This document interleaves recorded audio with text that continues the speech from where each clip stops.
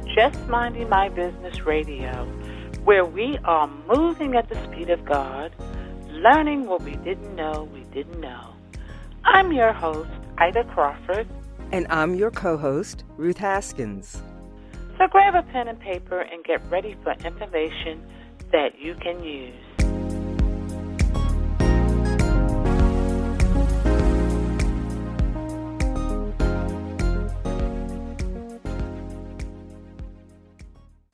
Strength isn't something we all naturally have.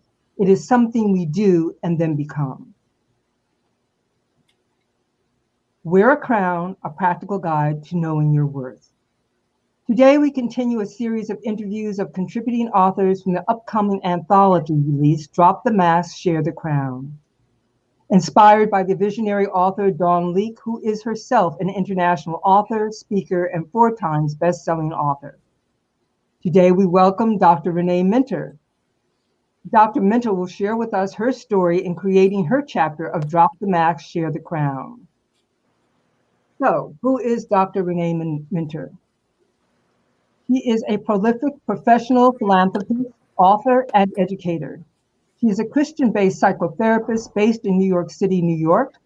Dr. Minter is a strong supporter of people having access to mental health services despite their income.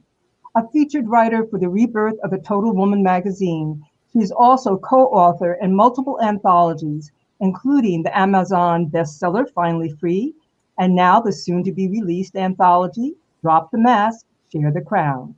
Welcome, Dr. Minter. Yes. Welcome. Thank you so much. I've been on your platform once before, and I feel like I'm quite at home. So I thank you for this opportunity to join you once again. Absolutely. Absolutely. So let's tell everybody how you got on this road to where you are right now. Well, the road to where I got on right now actually started with you, Ida. Started a couple of years ago, my very first anthology, and I think we're probably now at our 6th or 7th anthology with Women Inspiring Nations, the original Women Inspiring Nations, and did that about 3 years ago, not even realizing that I had a story to tell and that anybody would be interested in hearing it. But I found that writing has been very therapeutic for myself, and people love to hear my stories, and they are my true life stories. And here we go again. So now we're at Drop the Mask and Wear the Crown. Yeah. So what do people have to look forward to in your chapter? Okay, well, this is my most intimate, my most personal story. And it's something that really has been, inside of me for probably about 30 years. And it was time to tell the story. And it was painful. It was painful, but sometimes we have to choose our pain. And if the pain is going to be something that's going to lead to healing, then I'm going to choose that pain. So if I could just give you just a little nugget, we know that history repeats itself. And my story is very similar. Matter of fact, the name of my chapter is The Road to Damasking Leads to Destiny and Purpose. And it kind of rides along the same story that Saul rode on the road to Damascus and had his conversion and became Paul and found true purpose and found his way to writing and being a great apostle in the modern day Christian church. So my story is about my own demasking and following something, just as Saul believed when he was a Sanhedrin, that he was doing the right thing. And I believed that I was doing the right thing and I was being paid well to do it. And then there was my demasking experience that changed everything for me. Wow. I can't wait. That sounds interesting. Yes, it does. Yes, it does. Yes, it does. Wow. I have to like simmer on that, because that's going to be a really good read. So I can't wait, because in life, we do think that we're doing things that are the right thing to do at the moment. at the moment, until we start to really soul search ourselves, and also aligning ourselves with what God expects of us. Mm-hmm. Yes. I think sometimes we don't understand the path that other people are traveling until we step into that ourselves. And that's really what happened. It just by, happenstance and being mistaken. Excuse me, being mistaken for something that I wasn't, it put me into a situation that I had seen many, many times before and had my hand in it. But it really changed the way I saw marginalized people, and also the way I would live my life from that moment forward. Something that has really come up for me, and in listening to you, it sounds along the same lines. Many of us live our lives in the shadow, Mm-hmm. and it takes something momentous to make us realize that that's what we've been doing. Mm-hmm. And then when we do, it's this tremendous, it's an aha moment. Exactly. But it can be a very painful, it's not an aha, oh, yippee, yippee. It's an aha, oh my goodness. Exactly. If I could just, speak just a little bit more about it. I was a social worker by profession, and by my first profession. But we understand that social workers are supposed to help people. And in my occupation at that time, I believed that I was actually helping people. But it turned out that once I saw something from another perspective, I found that I was causing more harm than hurt. And no one ever talks about what happens to the people that are on the front line. What happens to the social workers? What happens to the first responders when we go home? So part of the story is the rebuilding of myself after being on the battlefield for so long. That is fascinating, because if anyone who's ever had any dealings with the social, with Exactly. social, what do you call it? Social services. Yes. Yes. Yeah. You know that some of those workers, they're beat up because of Exactly. their attitude that they bring to you. Mm-hmm. And you're like, I came here for help, and yeah, you don't look like you're really in a mood to help me. And we forget that they are going through something. Exactly. And that's, we forget about, like you say, the frontliners. It's not about their degree. No. It's not about their whether they're a sergeant or whatever. It's not about any of that. They're human. They're human just like we are, and they feel things. Exactly. And sometimes they're just struggling to hold on to a job. Exactly. And they're like, well, I got to do this. I don't want to, but I'm going to. And that's got to weigh on your conscience. Exactly. There's a poem that I used to actually keep in my office, and I thought that I was reading it and understanding it, but the poem said something about what would happen if you were on the other side of the desk, and to imagine what it would be like to be a mother who has children that you can't feed, or a mother who has a problem with addiction, and you're pregnant, and you're battling the addiction, and you love your baby at the same time. But what would you do if you were on the other side of that desk? Yeah. So I had the opportunity, as fate would have it, and I believe that all things come together for good. And I really do. I'm thankful for the experience, but I found myself, because I was misjudged, on the other side of the desk. And it took 30 years to tell the story. It took 30 years, but it's out now. Oh, that's awesome. That is so awesome. because that's a powerful place to come from. It's Yes. a powerful place to come from. And I think that people who have been in social services will be glad to read it, because they'll say, oh, this is someone who actually knows what I was experiencing on the other side of the desk. She finally Exactly. got it. Somebody finally understands. Exactly. That's awesome. That's awesome. Yes.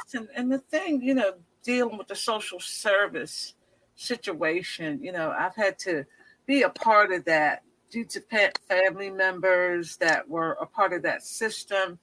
And I remember going to court because they were trying to remove the kids. And the kids, I knew personally that they weren't eating, that these things were happening. I knew personally that drugs was involved in the household. Right. And the kids were like, yes, we eat.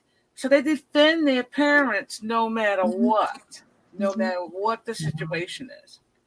Well, Ida, that's actually the situation that I'm talking about. When I was doing this, it was in the end of the heroin. Well, now heroin is back, but the end of the heroin era, and then the introduction of the crack era. Right. So I was actually all involved in the removing of children. I became an expert witness in family court. And it never dawned on me what happened to those children once I removed them from their parents. Mm-hmm. And, it's taken me years to forgive myself for not investigating what happened. And what happens often with marginalized children is they go from one system to another system. Yeah. So they go into the family court system, into the foster care system, into the penal system. Yes. Yes. And when I had my moment, my moment of demasking, that's when I turned everything around. And instead of tearing apart families, because there's still love there. We may have pathology because someone is a drug addict, or because they have a particular problem, but that doesn't mean that they don't love their children. But I turned it around and I started working on the other side of it. And I have become now an advocate for the reunification of families, and have actually become an expert witness in that. So that was the demasking. That was the end of the demasking, but there was the personal piece that's in the book. So you're going to have to get the book to find out what happened on my road to demasking. Oh, awesome. All righty. That sounds really good. I'm looking forward to reading that. I really am. I'm And I looking think forward. as you say these things, it is an encouragement to many people, myself included, to write about the hard things. We want everyone to think well of us. That's kind of like the norm. But to be able to be willing to dig into our past and see it honestly and then put it down on paper takes tremendous courage. So thank you. Yes, thank you. I say thank you that the opportunity had actually come up. And I feel that I was not just telling my story, that there are hundreds and thousands of social workers like myself who went through that, who were on the battlefield. And I feel like I'm telling their story as well. So I'm hoping that, I've forgiven myself, for what I have done, believing that I was following the right trail, just as Saul was when he was a Sanhedrin and sacrificing, the early Christians. So, he flipped it and I flipped it, and, to God be the glory. All right now. All righty now. That is such a beautiful story. I think this book is going to change so many lives in so many different ways. Because dropping the mask and sharing the crown, it has so many different meanings. And the main meaning that it has is we are all human. We are all we all sin. Sometimes we think the wrong things. Yes. Sometimes we are part of the wrong systems, and not even realizing it, and we all share that. Yes. We all share that. Nobody on this earth has not sinned, thanks to Adam and Eve. Exactly. That's just the way it is. And to be able to say, I made a mistake, or I did it wrong, that's truly honorable in itself. Yeah. Truly honorable in itself. And I think that had the incident that happened to me, had that not have happened, I probably would have worked my way right through retirement, still doing the same thing, believing that I was doing the right thing. So, behind every, cloud, there's a silver lining. And, thankfully, the outcome, my outcome, was not the outcome of those that I had served in the past. Yes. So now, your new role, how do you feel about that? Well, now I'm a psychotherapist, and now it's more about the healing process. Any child who has, even parents that argue, that's trauma. But any child who's been removed from their parents, that it's like a double trauma. And we know that childhood trauma that is not addressed turns into adult drama. So now I have it from both ends. So we're working with the children who may have been in the system, but now we're also dealing with the parents who were in the system, still have the trauma, and may not know how to parent their children, because we can only give what we know. Right. So if they don't know how to parent because they didn't get that while they were in the foster care system, then they're creating more trauma. So we're trying to break the cycle of pain. And that's why it's so important for me to see marginalized individuals who can't afford to pay. If you've got trauma, there's a room. And you've got no money, there's a place for you inside my practice. So that's my way. That's my way of giving back. So I'm always going to make sure that as long as I can do this, there's somebody that's in need. I'm gonna do my best to see them. Yes, and you're going to be quite busy. I am. Well, the other piece that I do, and this is really, and I think I spoke about this the last time, the other piece that I'm doing now, I'm working with addicts. Now, in my other life, I was, I would almost say working against the addict. But now I'm understanding that addiction is not a choice. Addiction is not a choice. Addiction is a disease. You would not remove a child because a parent has cancer. It's a disease. It's a disease. And I'm understanding now that it's also intergenerational.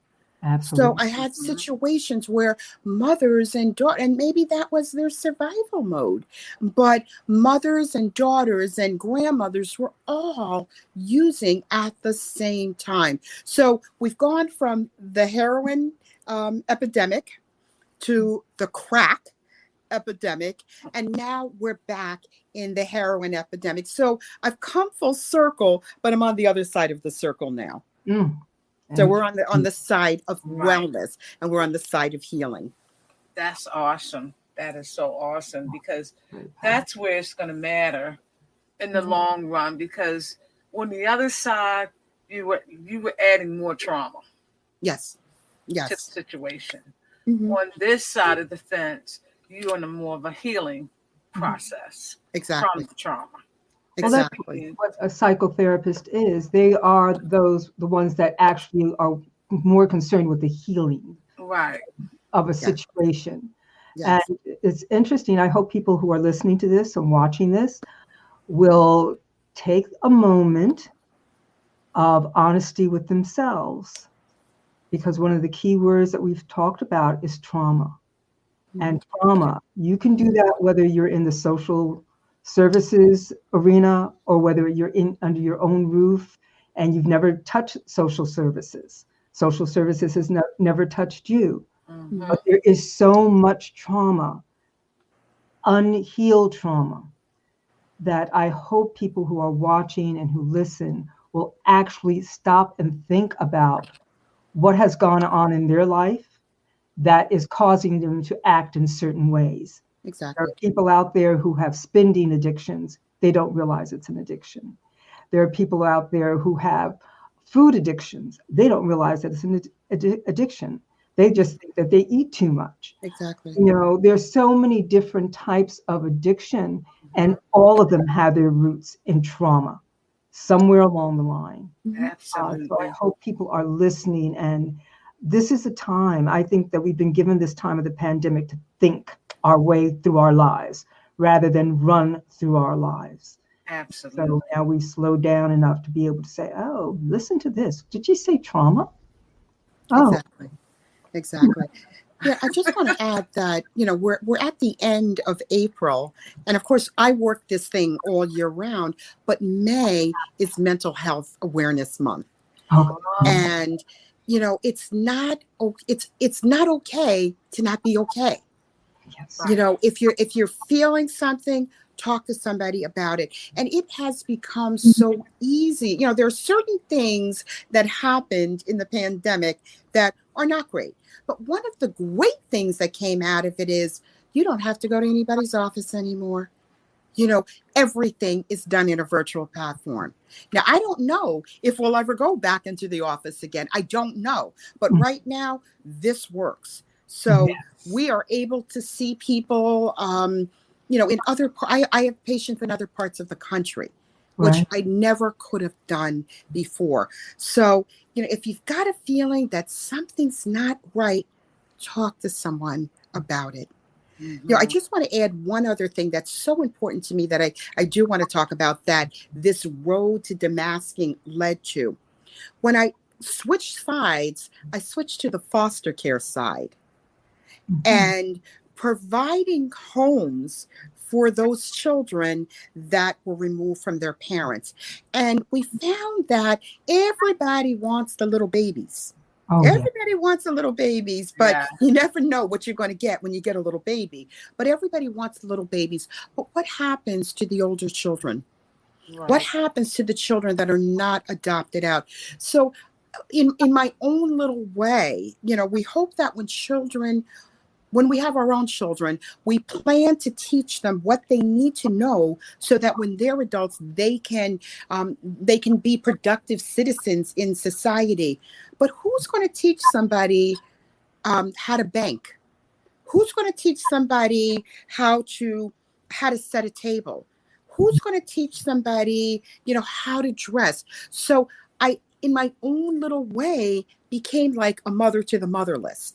So for the children who were not adoptable, who didn't get adopted, you know, I was there. So if there was something going on at their school, I was the stand-in parent. So I didn't want a child to be performing in a concert and there's nobody there. I didn't want them to be reading a poem and they worked so hard and there's no one there. Now, there are foster parents who are generally in this and they love the children and they adopt the children. But for those who were only in it for the money, I filled in the gap. I stepped in. Yes. Wow. So that's such an important piece of my life that, you know, I need to speak about that because that was part of the healing process. Wow. And we've got a comment from Nancy Richards. Hi, Nancy. Thank you for listening in. She says, listening and learning. Thank you for the topic. So thank you for listening in, Nancy. We appreciate you. Wow. This has been a really nice conversation. And, you know, we were supposed to have a lot more authors, but as God would have it, you were it. We just have Dr. Rene tonight with this important information and an opportunity to make us all think about what we're doing and if it aligns up with God. Yeah. So I really appreciate you. So how can people get in touch with you, Dr. Rene? Well, I'm on every social platform. Don't ask me. Facebook, LinkedIn, Twitter, Instagram. I'm trying to get into this Clubhouse thing. I'm over there too. So I'm just about, everywhere. Facebook is probably the best place to find me. And I also want to point out, I have a little nugget that I didn't mention the last time I was here.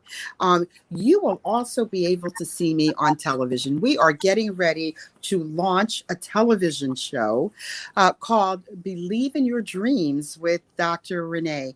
And it's really about people who have had transformational experiences, some through God, some other ways, and have turned their lives around and given back. So we have, I'm just so excited about this. We have, someone who escaped 911, and everyone in his office was lost, and he was paying a parking ticket. And his life was spared, and the rest of his, his company lost their lives. And he went on to adopt about 10 children and became a minister. We have, I'm going to keep it a secret. You're going to have to tune in, but we're going to be launching next month. So it's all about the miracle in you. And it's with me, Dr. Rene. Okay, and what channel can we look forward to seeing it on? Oh, you know what? I'm sorry. Like people would just know. It's on the Believe in Your Dreams network. So if anyone has a smart TV, you'll catch it there. It's one of the listings there. You'll also catch it on Amazon, Roku, the same stations that you're on. So it's the Believe in Your Dreams network, and it's The Miracle in You with Dr. Rene. Oh, lovely. You have been super, super busy. Yes, you have. Oh my God, that is so awesome. We definitely, and when we're going to have you on our TV show. Thank you. Bless your heart. We just launched Mindset Movers TV last month. So that platform, we have different hosts who are bringing information, empowerment, and inspiration and education to people. Exactly. And so far we have 3 beautiful hosts that are bringing it, and we're looking to bring on more. So we will definitely, we're definitely going to have you in the house now. So bless your heart. Thank you. In the family now. Thank you. We just love talking to you, and you're just such an inspiring woman. And the things that you do and how you give. Thank you. With no expectations. You just give from the heart, and you can feel it when you talk about it. So the world is definitely blessed to have you. Well, I thank God. I speak about this often. I do none of this for me. None of this. There's no vainglory in this. Everything that I do, I'm prayerful that people will see God through me. And if God's not in it, I'm not in it. Oh, that's right. Amen to that. I like that. If God's not in it, I'm not in it. I know that's right. Because it's no point in being there. No. If God's not in it, because you know that there's no leadership. Let's put it that way. Exactly. Without a vision, without God, I'd be lost. He actually leads my footsteps. I just want to add that I have 2 other projects that I do. I actually have a lot more projects, but besides this one, I'm doing Thankful and Blessed 365. With Sheila Farr. She's the visionary for that. Also, after that, The Unstoppable Black Woman, where I'm talking about being an African-American professor in a white university, and how that experience. And Carlika Basnight Melendez. Yes, all of that. Her another book. I just agreed to do that today, Women Who Pray. So I got a lot going on for that. It seems like there's a project launching every month. And as long, like I said, as long as God is in it, it's always to his glory. As long as he's in it, I'm doing it. I know that's right. Yeah, I just got into Kalika's book as well. I'm looking forward to doing it. I think it's going to be a really nice collaboration because at the end of the day, prayer is all we have. Exactly. It's all we can count on. Exactly. And believe in. Yeah. And there's 90 women. 90 women with prayer. Yes. Oh, yes. This is going to be a movement. Exactly. So I'm pretty busy. Oh, yeah. Yes, you are. You are definitely a soldier. Well, Dr. Rene, it is always a pleasure. We are always going to be following everything that you're doing, and you're always going to be a part of our family. So we love you, and we're looking forward to everything that you do. Yeah. As you are a beautiful soul, and I know God is smiling down, looking at everything that you do and saying, that's my child. Yeah, bless your heart for the kind words. Thank you, and I thank God. Yes. And for everybody, we got Nancy again. She's the same one. But anyway, we want to thank everybody for joining. There should have been more drop the mask, share the crown, folks. But like I said before, as God would have it, this was intentionally done by a greater power. So we thank everybody for tuning in, and we will see you next week, same place, same time, with the Drop the Mask, Share the Crown gang. Thank you.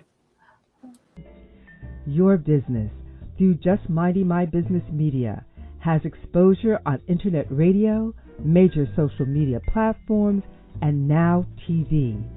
Through Just Minding My Business, dynamic digital marketing platform. Don't listen to the word on the street. Hear it for yourself. Visit jmmb.assistercircle.org to learn how you can take your business, your vision, to the next level. Voiceovers by RCH VoiceWorks, for when you want to be heard. Call 443-620-4115.